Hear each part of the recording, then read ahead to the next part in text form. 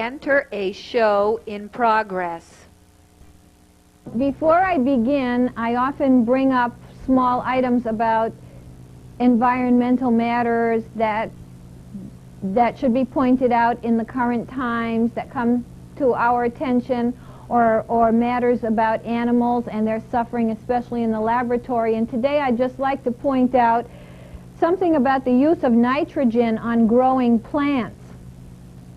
And apparently, over the past many years, the United States has been a leader in using nitrogen to make plants grow bigger and faster, have more yield. And because the U.S. has been doing it, other countries, as is typical, have followed suit, so more countries are doing it themselves. And this has, in the beginning, doubled our food production over the last, say, for example, 35 years. But now, because every time you use nitrogen and continue to use it to grow plants, you must use more and more to get the same yield. Now it's happened that the usage has increased sevenfold over the many years that nitrogen has been in use. And in the next 50 years, it's projected to quadruple as we have to grow more food, and our population is projected to increase by at least 50%. But what happens when you use nitrogen on plants is that therefore the plants are not getting the amount of oxygen that they normally would get. And so they become oxygen deprived, and there are even areas in this country and elsewhere that are dead zones because so much nitrogen has been used on the plant life that plant life no longer fruitfully grows. I think one of those areas is located in the Gulf of Mexico. And even if areas don't become total dead zones, it just is the case that fewer of the species of plants over time survive with the excessive use of nitrogen, and the ones that do survive over time as nitrogen continues to be used become less desirable and ultimately, as I said, leading to dead zones. So this is just an alert to one of the thousands upon thousands of examples of warning signs, but worse than warning signs from a technical point of view, truly wrong situations that we're having to contend with and should not have to, because our brain is capable of knowing better and doing something better about it. I also want to mention that sometimes people check into my web address, which will be posted on the edited version of this show, and please keep your comments coming by checking in on my web address and sending me messages regarding topics on this show or any other serious matter that should come to my attention. Now, in continuing the series on environment and regulation, and the broad topic of how we as a culture, how we as a people are going to be doing things that are mutually beneficial, health effective, psyche effective, mood effective, spiritually effective, behaviorally effective for us to thrive rather than be suicidal, rather than be depressed, rather than be angry and hostile with each other, rather than just have in our latent consciousness the idea that things are in disarray or disassembly, and a kind of pessimism setting in from all the barrage of not so good news and not so good future that we see as we feel our way through the horizon. Now, to talk about this further, I'm bringing in the idea of the structure under which we live, and I brought it in before, the corporate structure that is very firmly implanted and founded and integrally woven throughout our existence at this point in time. And in such a structure, modern technological corporate structure of the 21st century, a future now that we find ourselves in, people are, if you really stop to think about it, especially in urban areas, kind of inconvenient byproducts or dollar value or of per capita expenditures.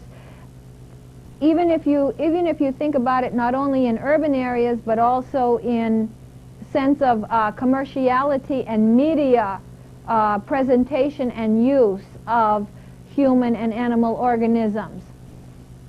People in numbers, people as objects, people as almost in the way of the motives for profit and the motives for accomplishing marketing goals, accomplishing growth goals, so to speak, not growths of human beings, but growth of greater financial accumulations of wealth and so on.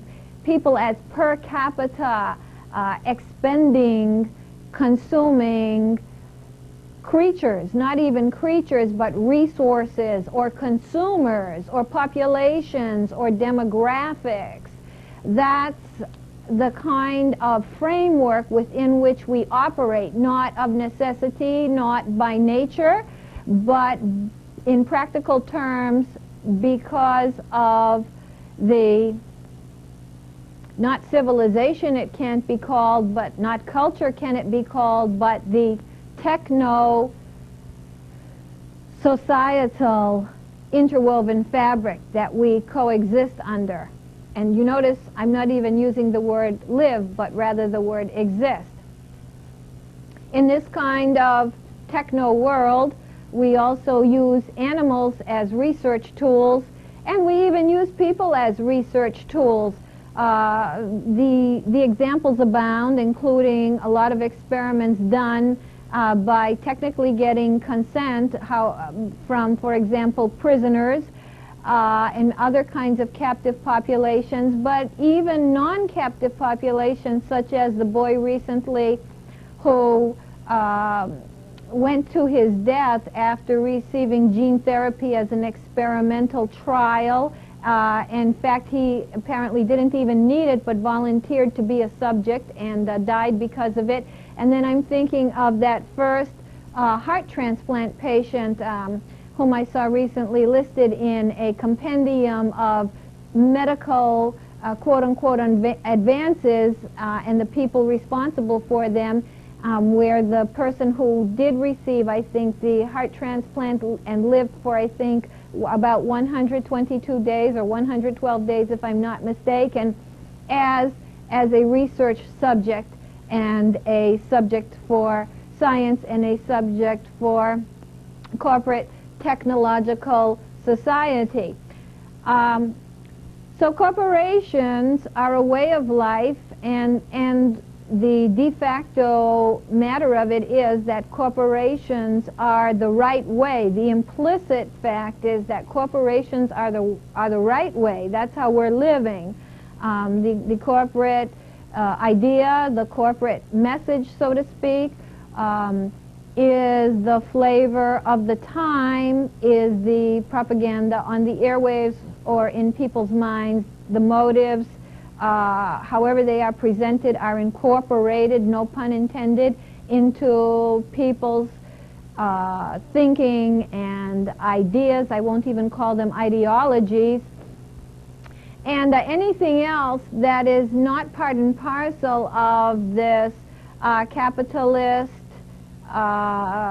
venture into techno-society further and further can be seen as a problem, can be seen as a bother, can be seen as a nuisance, can be seen as something that's not right on course for the de facto way things are proceeding on the financial and embedded corporate structural pathways. They can also be seen as interfering with free market, so to speak. We hear that very often, and the banner of free market is waved. Whether we have free markets and certainly whether we have laissez-faire economy is another open question for another time. Sometimes even when questions arise that may not be about corporations but run into conflict or difference with what might be a corporate idea or motive, then there could be even questions of these kinds of things being radical, these kinds of things being wrong, and these kinds of things requiring countermeasures of security against them. We are right now, on this weekend that I speak to you, beginning a conference on biotechnology at our Heinz Convention Center here in Boston.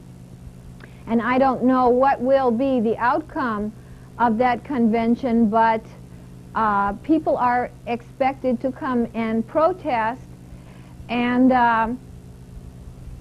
the differences are now becoming a potential tantamount conflict because what people are thinking and feeling and wanting to say is different from what people that are part and parcel of corporate technology want to be out there as a premise for our existence, as a premise, an assumption for us to be proceeding upon. So we shall see what happens, but there is a good example, and the examples are far more subtle and numerous than just this one that I mentioned now. It's really too bad that we're in this state of existence and not living, as I say, because we have such a great intellectual heritage, the heritage of a Western civilization. I know some people might disparage Western civilization, but yet there is a great heritage of great ideas and thought and feeling and emotion and possibilities and evolution towards equities and systems of justice and systems of furtherance of human potential. And what a shame for this kind of heritage to not be expanding and in greater effective liberal play according to the true meaning of what it is to be liberally educated, liberally minded, free-thinking, aware, and able to contend with and tolerate the many kinds of ironies, paradoxes, contradictions, and conflicts that one would naturally come up against in living one's life.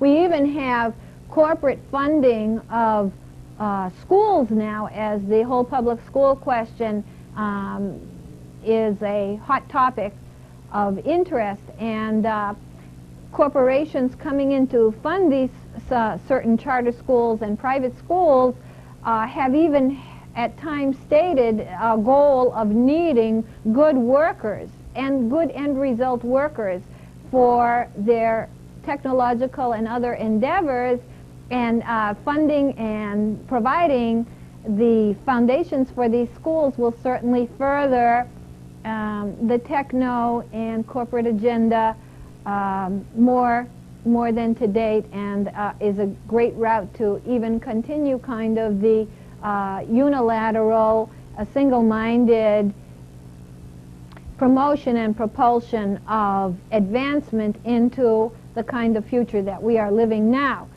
Humans, however, have a most glorious capacity for free thought and a potential for exploration of an unfettered and heartfelt mind, to go to places with just the mind alone that are sheer imagination, sheer joy, sheer possibility, and sheer potentiation on the human scale alone, not the technological scale, not the experimental scale, not the necessarily scientific scale.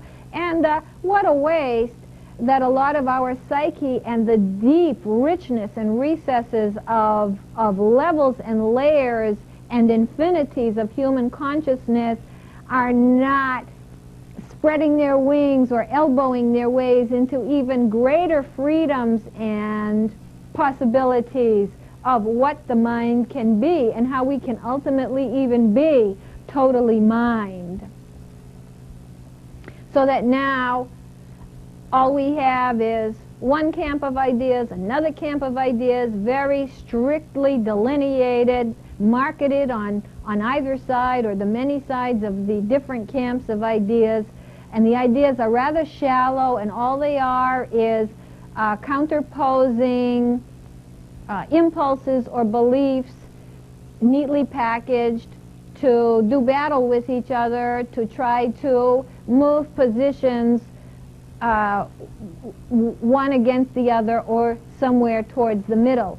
A not very deep human occupation, to be sure, or human possible occupation.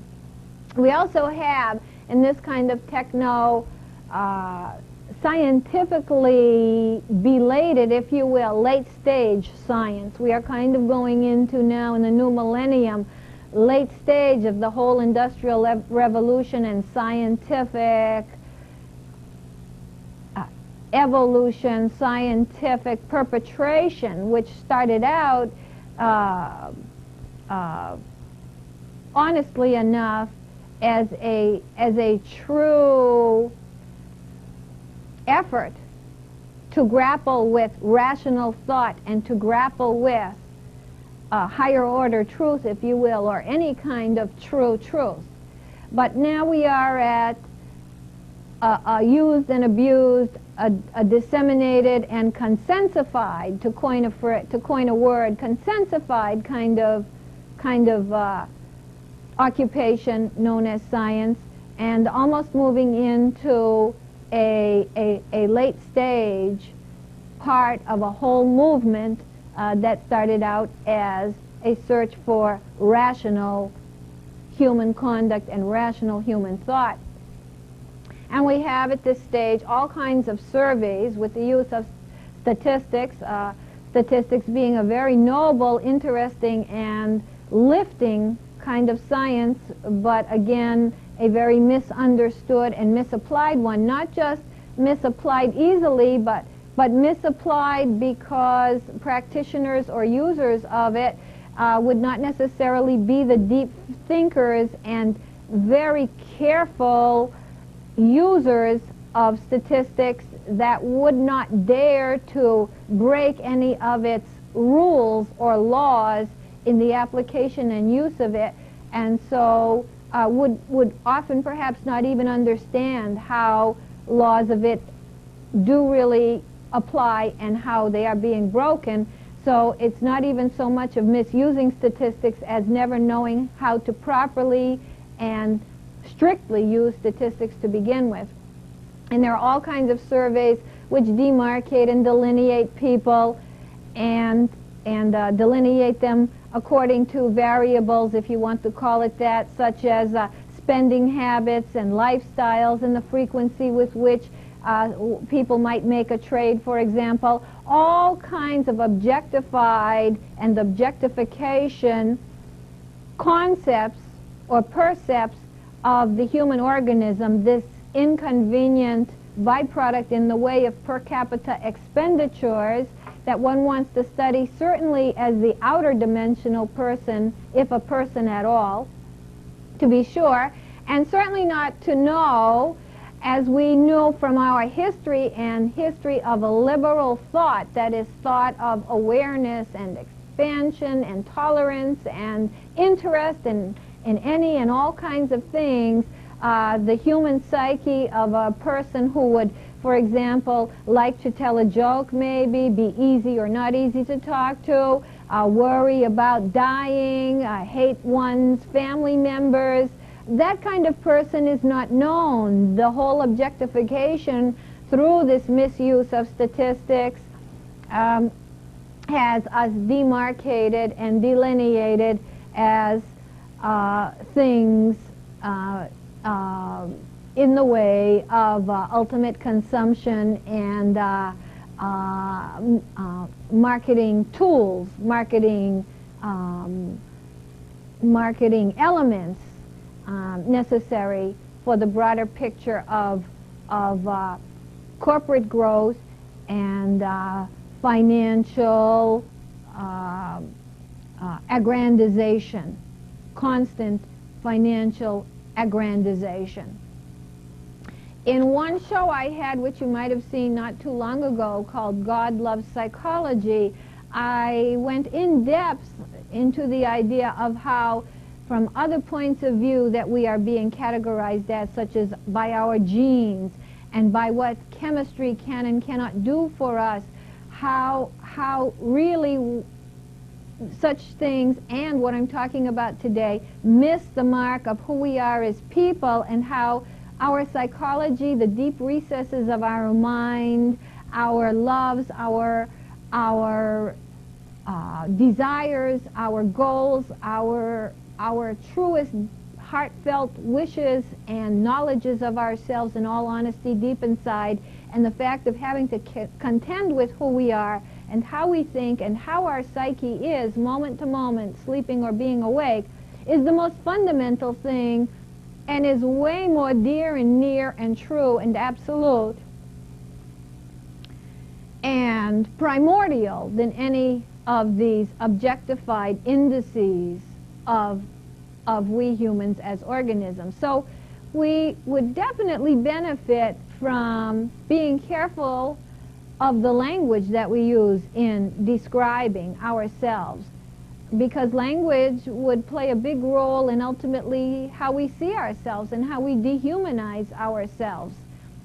I'm thinking, too, further of language such as how we talk about growing the economy, which fits, of course, with motives of the accumulation of wealth in and of itself as a purpose unto itself.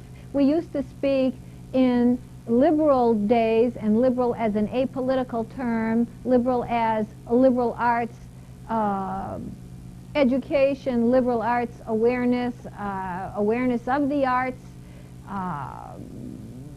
interest in the potential of human beings on the basis of their humanity and humanitarianism. We used to talk about humans growing, and how growing as people, not growing in inches, humans growing. Now we talk always about growth of companies and growth of the economy, and we talk about productivity. We don't talk about people doing work that they're happy at, or being at one, or having a talent and loving work and finding a harmony and solace in one's work. We talk about productivity of the human and how much productivity we are squeezing out of unit labors and unit labor costs. That's how we talk about ourselves in objectified ways, and using other languages. Being conscious of this can go a long way towards reversing and coming back to the natural humans that we are. We also eat fast regarding productivity, and the focus and the thrust and the import placed on productivity. We know that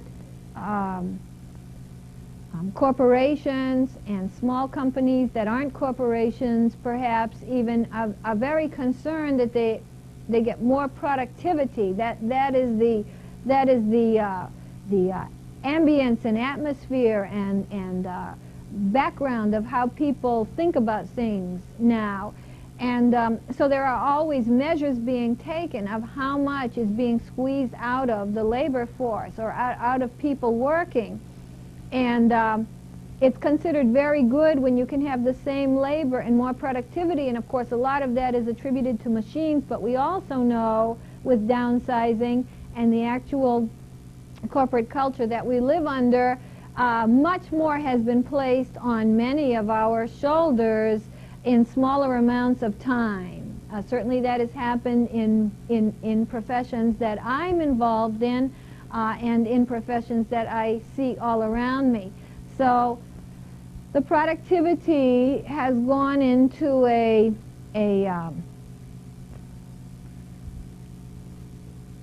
breakneck pace, into an ever-speeding, intensifying pressure for even greater productivity out of people, out of machines, and out of people and machines together. And the idea of a human objectified being talked about in terms statistically and language-wise, as I have just described to you, reminds me of a movie that depicts it very clearly, an old movie called Metropolis. And if any of you are familiar with that movie, the symbolization of some of the picture that I'm trying to paint is quite clearly brought forward in that very early movie, made, I believe, in the United States. And in conjunction with productivity and economic growth and consumption and marketing and technology and financial wealth accumulation, capital venturing, speed of life, faster, quicker, more for the dollar, more. We are also working harder not just by having more responsibility, but by kinds of ways that don't get measured in just work output per se. Things like having to eat very fast is taking a great toll on us, both in terms of digestion and what it does to the body when you can't sit down. Think of cultures how people used to work very hard, and we've learned in history how hard people worked in times before we had machines, technology. We used to talk about that, but many articles have been written, and it's plain to see that we could be working as hard and harder today than people might have done in many kinds of times when they toiled in the fields and took time out, if it were possible, if they lived in some balanced kind of life, possible to take time out, make food, sit together, eat it once and twice a day, even under the most toilsome circumstances where people live, say, as peasants, freely, that is to say, not dictated under some kinds of communist work regimes that have been known to exist, and other kinds of totalitarian, not to equate communism with totalitarianism, but to equate communist totalitarian regimes with that have been tried to date in most places as being just that. If it weren't those kinds of circumstances, but ones where people were relatively free and not dictated over, time was taken to eat, prepare food, no matter how much one toiled. And when you can't do that, it takes a very big toll on one's health. Also, that one has to go very fast, one has to keep moving, that there aren't natural pauses. The human body is not a perpetual moving machine. It waxes and wanes. There really should be times to fall back and have leisure, fall back and have relaxation, fall back and have nothing to do except nothing to do, even to collect one's thoughts. You also see, as a consequence of the speed of life and this extra squeezing of productivity out of every waking and non-waking time. We might have multiple tasks when you're sort of passive. You might be listening to tapes, you might be reading some instructions, you might be planning a schedule all together at once in sort of downtime. No genuine, it's even called downtime instead of just the natural leisures that should be part of a normally balanced life. You see, as a consequence of this, you see people yawning, deep, deep yawns in the course of a day for being overly tired. And we know that this kind of thing brings disease, and I don't even care that it brings disease ultimately as the body gets run down. I don't even care about the practical issue or the fact that this will cost us dollar-wise so very much, and not too far down the road, but just the quality of life and the reality that people are dragging around, yawning, overly tired, and then even unable to sleep often for being too tired to begin with. And another thing, people are coughing. You can go around where people are concentrated, and you can hear bronchial kinds of inflammations by the coughs that you hear that people are walking around with in non-flu times. The percentage, if you start to count per capita as you go in places where a few people are congregated, the percentage of people with these lung problems is astounding. Again, another feature of running haggard, not having the time to become well, to be in sanitariums as was in the past, to get proper treatment, rest, relaxation, to not be in the top form, and also to be in a culture which, for all its fast techno and medical ways of being, environmental ways of being, has many pitfalls against infection, against sanitation, and against the spreading and perpetration of organisms and materials that are unhealthy for humans. There is way too much of this going on, and it's going to begin to snowball. Now, in corporations also, there are very few means of expression, even when you need to express. You mostly follow commonsensically what is the corporate motif, the corporate presentation of how one should extend oneself as a natural consequence of being part and parcel of the larger corporation. And this can lead sometime to insidious silences and lacks of spontaneous speech. So these are other consequences and quality of life and nature of life and dearness, cherished aspects, importances of life that are given up, that are vacated as a matter of the kind of corporate structure we live under, and that corporate structure affects us all. Now, I've said this before, and I alluded to it even in this speech, that if you really look at it, not that we aren't all avaricious, and not that we aren't all willing to do very many things, if not most things, to get more wealth, to get dollars. But unlike other periods in history, the saturation of the motive to gain dollars, to accumulate more dollars or more money or more capital or more wealth at all costs, in all avenues, for all aspects, for the air one breathes, for the time one is asleep, for the contacts one has, we even call it contacts instead of the people that one knows, for the company that we keep, for the schedules that we make, for the ways we spend our time, with whom, how, when, and where, for whom we hook up with, for the kind of activities we involve ourselves with all day long. The dollar is the almighty goal. It's saturated our being. It has saturated all possibilities of human being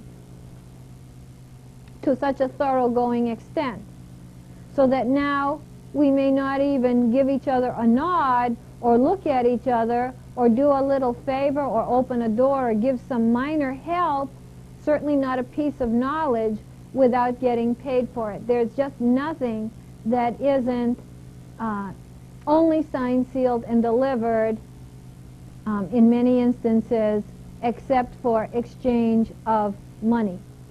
Money being the greater object, the greater goal, the only goal, the solid goal. And the United States, as the leader in technology, as the leader in future life, as the leader in science and the Industrial Revolution, as the leader in what it's like to be in the future now, is the most extreme in the forthright and unswerving dedication and determination towards capital acquisition at all costs.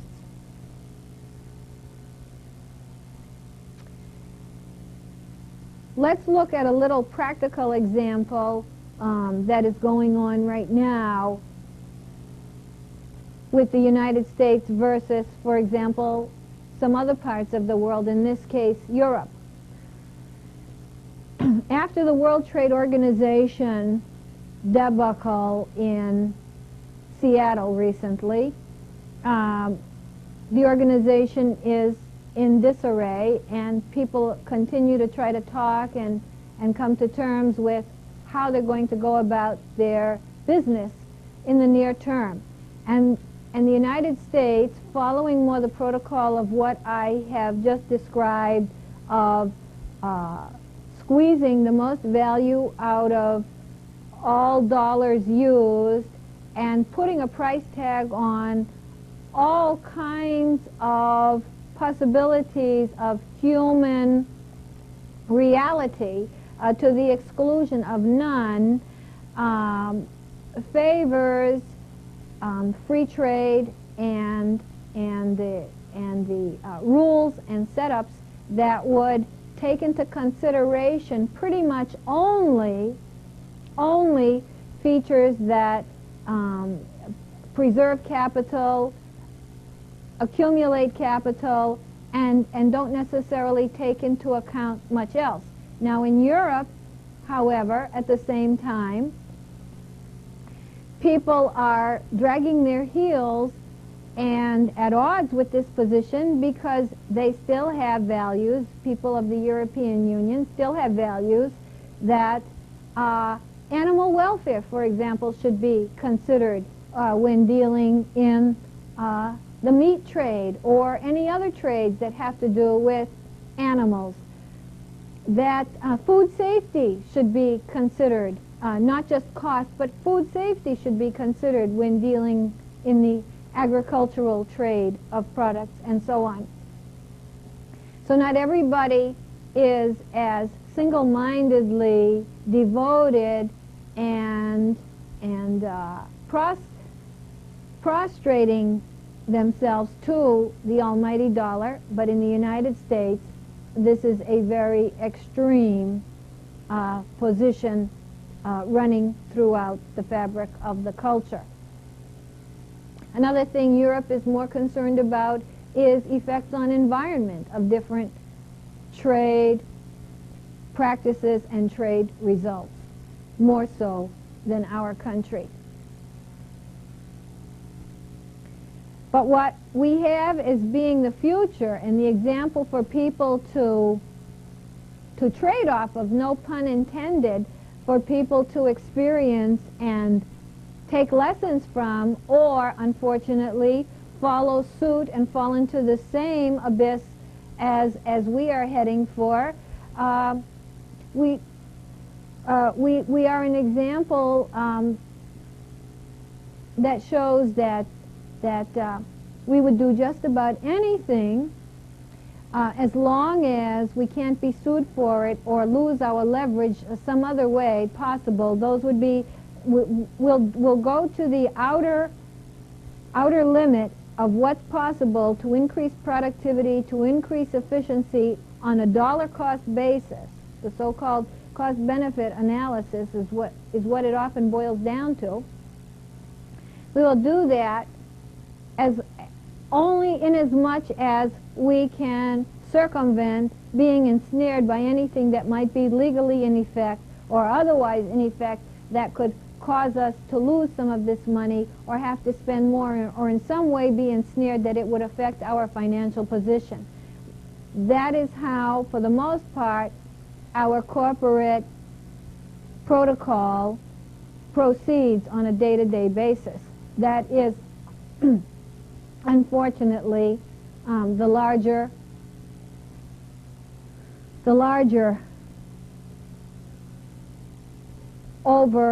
overlayer of thinking. Because what we want to do is make the most possible money with the least cost at all times, and in as little a time as possible, and over as much time, in as fast as time as possible, in a continuing time as possible, the most for the least, in an ongoing way.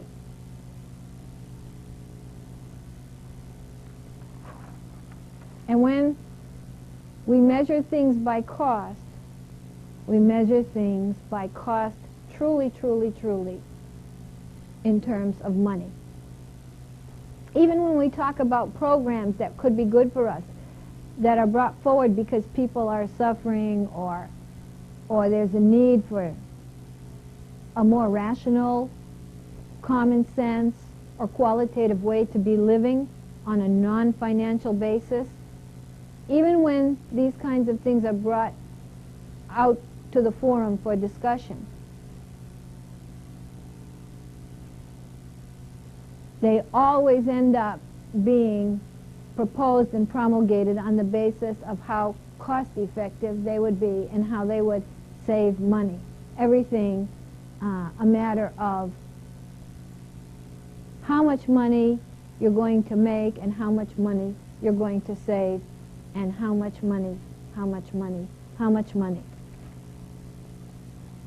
Now this is a lack of values, is what it is, because it's not values to be doing cost-benefit analysis of the variety I just described. That's not values. That's merely valueless. That's not values. Of course, that's values like you see signs in a store, great value, bargain value, that kind of value. Maybe it is, but this is a matter of no values whatsoever, which in and of itself may not necessarily be bad, but it's a void of values. It's nothing to do with human dignity, human freedom, human beauty, truth, justice, human kindness, human concern, human consideration, human passion, human life, human abilities, human potential. It's not about that, and it's not immoral. It's nothing to do on the religious dimensions, philosophical dimensions along these lines. This is merely value-free kind of living. There are no values to this kind of living. There's a value of $1, but that's a whole other meaning of value. Again, that's an object meaning of value. That's a concrete meaning of value. That's a physical meaning of value. It's an amoral place to be. It's neither moral nor immoral, and certainly that's where we are. And the greatest example of that is how we push everything and anything through the media. How recently, for example, every television station has taken its turn having interviews with Mr. and Mrs. Ramsey, keeping that horrible situation alive and making big media event of their comeback now to rehabilitate themselves, and saying much ado about nothing, making a lot of fodder of that, when in fact so many horrible questions remain. But the sensationalism and the veneer and the lustiness of presenting something like this takes precedence over all substance. Or recently, the driver or security guard that was involved during the Princess Diana end-of-life circumstance is making the rounds, and everybody's asking him questions about whether they knew if she really had a ring bought for her by her presumed boyfriend, and the pushing of these shameless, useless, ridiculous, lusty kind of valueless products, and even more the sensationalism of bringing you fires and death, and the greatness of having students killed so that you have great media events, so to speak, or matters to use, and you can break in and you can dramatize and you can say, oh boy, look at this, and then you can make gestures and look into the camera distraught and say how terrible as you bring the terrible news. And then of course the sex and the violence, the fortuitous violence, we won't even go into it. So it's an amoral. The amorality is all around. It's nothing to do with true morality. Valuelessness, voidness, money. Money is good. Money is okay. We all want it. We all need it. We all should work for it. But like I say, there is ne'er a part of our human life that isn't being infiltrated with just usury on the basis of gaining more capital of one variety or another. So then, corporate life affects us all, as does the absolute motive to squeeze the dollar for all it's worth. And when I say all it's worth, I mean everything it's worth in productivity, the dehumanization and objectification of unit labors of organisms known as human beings, physical materials, cost to the environment, use of the environment, destruction of the environment, destruction of quality of life, destruction of potential for humanity, the great big void. And I will continue on this topic in a further session, but I would end on a note such as this, that I bring all this to you because there is, by and large, and it even is playing itself out in our political process right now, there is by and large an implicit undercurrent, a de facto taking of sides. Too bad everything has to be taking of sides in a corporate, embedded framework. Too bad that's how it has to be, and not just a free, libertarian, liberal, in the classic sense of the word, exchange of ideas, an intellectual heritage of legacy and exchange of ideas. Too bad it has to be taking of sides in prescribed formats and agendas. But there is a de facto growing tension and implicit undercurrent of opposing views of where a culture or society, I don't call it civilization any longer, should be going. What about equity? What about parity, etc.? A side of reverence for the as-isness and the pursuit of technology and money, bioengineering and gold, metaphorically speaking. And one for equity, parity, human potential, what's called spirituality, and that is modified so as to have some diminished and twisted meaning, unfortunately.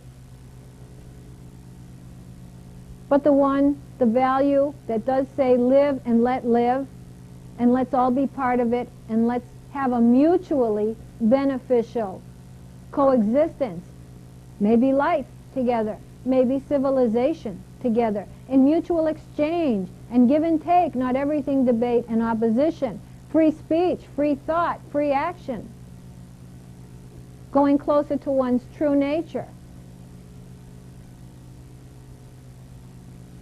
And not one where you just give up Alaska because there's an oil crisis, but you know about the oil crisis and why it is like it is because you've become smarter. You don't just give up Alaska and say, let's go explore the hell out of it because there's an oil crisis on a cost basis. Or just kill the beavers here in Massachusetts who are building dams because they're so silly they don't even know that this world has no place for them the way it's developed. And they can't just build dams. This is their glorious destiny to do. And you don't just set traps as people want to do and kill them off. And you don't batten down the hatches and just incarcerate primates and torture them because you want to find out about AIDS and about genes. And you don't just alter genes and then we have to eat whatever you do, and we have to put up with the new organisms that you create. There is a new undercurrent. And let's ask ourselves, how do we want to live, and what do we want to live for, and who do we want to be? And let's just try to be, for real, for real. Yes, go to work, yes, make some money, but let's just try to be, for real. I'm closing now. I thank you for your attention. I look forward to talking to you again soon. Goodbye for quality of life.